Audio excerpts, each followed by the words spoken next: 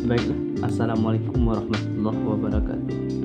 Perkenalkan, nama saya Nova Kurniawan, NIM 21087158 dari Prodi Kepelatihan Olahraga.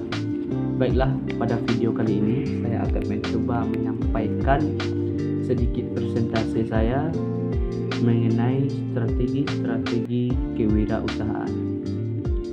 Yang mana di dalam wirausaha, sebelum kita melaksanakan wirausaha, yang harus ada atau yang harus kita persiapkan terlebih dahulu sebelum kita terjun ke dalam dunia wirausaha, yaitunya strategi seperti apa yang akan kita buat atau yang akan kita laksanakan pada saat melakukan wirausaha. Salah satu hal yang harus kita lakukan sebelum melakukan wirausaha yaitu strategi kewirausahaan yang matang terlebih dahulu. Yang pertama, terlebih dahulu kita rancang dugaan suatu usaha, tentangnya yaitu modal. Untuk melakukan usaha, kita dapat membuat proposal berupa manajemen usaha, pemasaran, produksi, atau operasional, dan keuangan perusahaan yang ini dapat dijadikan sebagai dasar penyusunan proposal kita dalam melakukan strategi kewirausahaan tersebut. Untuk mendapatkan modal dalam melakukan usaha. Dan selanjutnya adalah pengelolaan keuangan.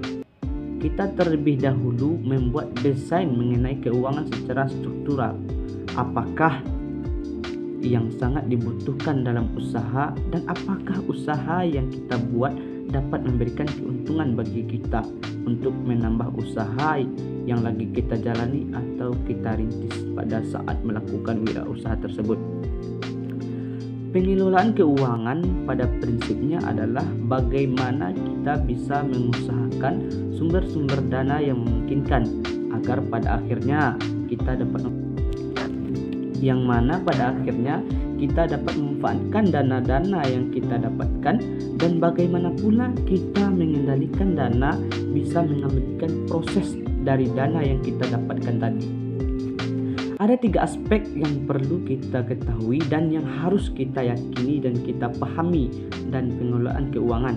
Yang pertama yaitu sumber dana modal utama, yaitu dana intern atau dana pribadi yang kita miliki atau dana dari perusahaan. Yang kedua, dana cadangan, yang mana dana ini adalah contoh dari dana laba yang dapat digunakan pada saat-saat tertentu atau pada saat-saat terdesak kita membutuhkan dana.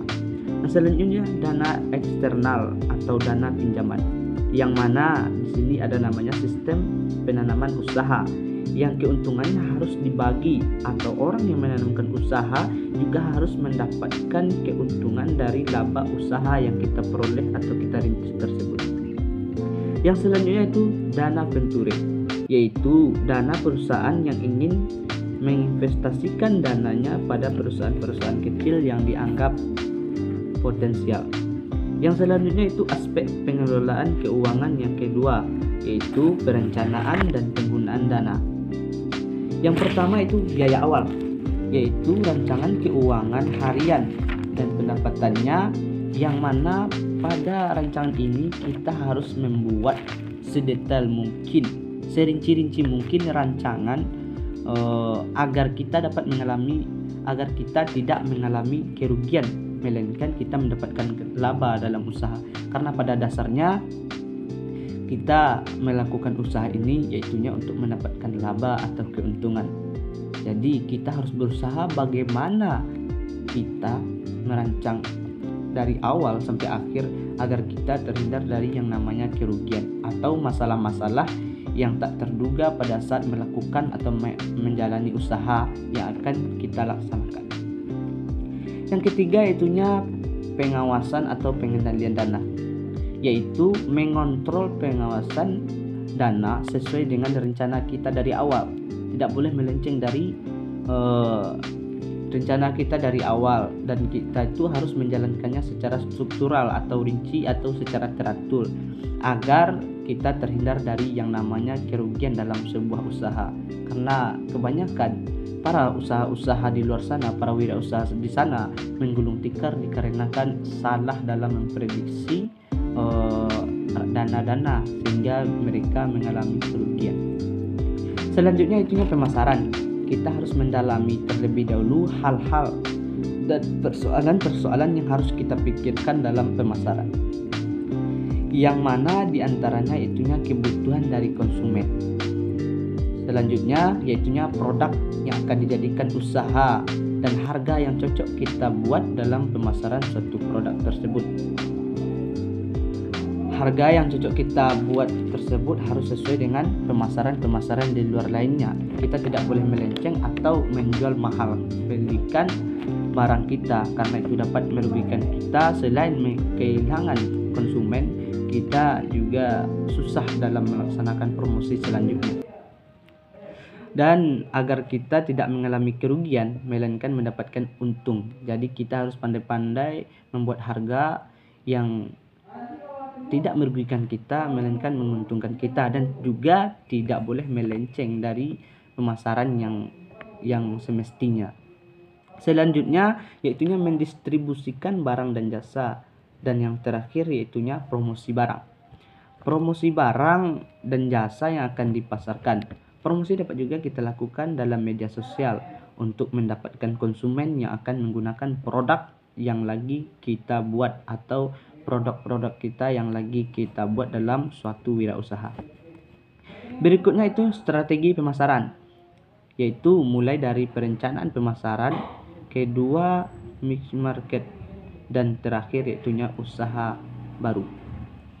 Perencanaan pemasaran harus kita buat sesuai keinginan konsumen pada saat sekarang ini. Maka dari itu kita wajib melakukan riset pasar terlebih dahulu atau melakukan riset pasar secara langsung, secara turun tangan langsung ke pasar tersebut, apa kira-kira yang sangat dibutuhkan dan sangat diperlukan oleh konsumen kita agar suatu wirausaha kita ini berjalan dengan lancar dan langsung banyak diterima di kalangan masyarakat banyak. Yaitunya dan selanjutnya itunya segmentasi pasar, yaitunya menempatkan pemasaran. Yang selanjutnya melakukan pemilihan pemasaran atau marketing mix yang dapat memberikan keuntungan bagi kita. Selanjutnya yaitu kiat-kiat pemasaran, yaitu mencari peluang-peluang pasar, tempat yang jelas dan strategis untuk kita melakukan pemasaran. Banyak barang yang dibutuhkan dalam pemasaran dan menentukan target kita dalam pemasaran tersebut. Karena jika kita melakukan usaha, kita harus mempunyai target. Target kita itu dalam pemasaran harus selesai, harus siap, harus sampai gitu. Jadi kita dalam melakukan apapun kita harus mempunyai target dan tujuan yang harus kita capai.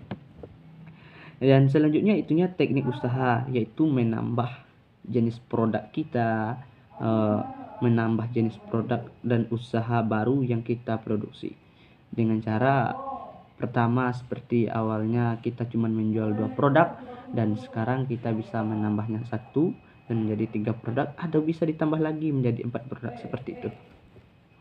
Dan kita di sini saat melakukan kiat-kiat pemasaran ini kita harus detail, harus merancang secara struktural agar apa yang kita rencanakan itu tidak melenceng, agar kita itu kalau bisa dalam berwirausaha semakin lama perusahaan kita berdiri, wirausaha kita berdiri atau berjalan, maka semakin banyak produk yang dapat kita hasilkan. Maka kita usahakan setiap bulan atau setiap tahun produk kita itu bertambah 1 atau 2 jenis produk tambahannya. Agar apa? Agar kita bisa memiliki banyak laba atau banyak keuntungan dalam berwirausaha. Karena seorang wirausaha tersebut, yang namanya wirausaha adalah orang-orang yang tidak pernah bosan untuk berpikir bagaimana caranya agar suatu wirausaha yang lagi dia buat semakin berkembang pesat, bahkan dengan seiring berkembangnya itu juga dapat diterima secara cepat oleh kalangan masyarakat. Baik, semoga apa yang saya sampaikan dapat bermanfaat dan menjadi motivasi bagi kita semua untuk terus berjuang dalam melakukan usaha yang kita jalani. Karena pada dasarnya apapun yang kita lakukan, yang pertama kali adalah niat kita. Apakah kita cuma untuk bercanda, Jika kita bercanda, cuman malah bercanda di dalam berusaha, maka percayalah hasilnya juga akan bercanda. Maka dari itu marilah kita tanamkan di dalam hati kita semangat dalam berwirausaha. Itu bagi teman-teman yang ingin berwirausaha. Maka kuatkan semangat Anda. Ingat, apapun yang kita lakukan secara maksimal, maka hasilnya juga akan maksimal. Sekian dari saya, Nova Kurniawan, mohon pamit. Assalamualaikum warahmatullahi wabarakatuh.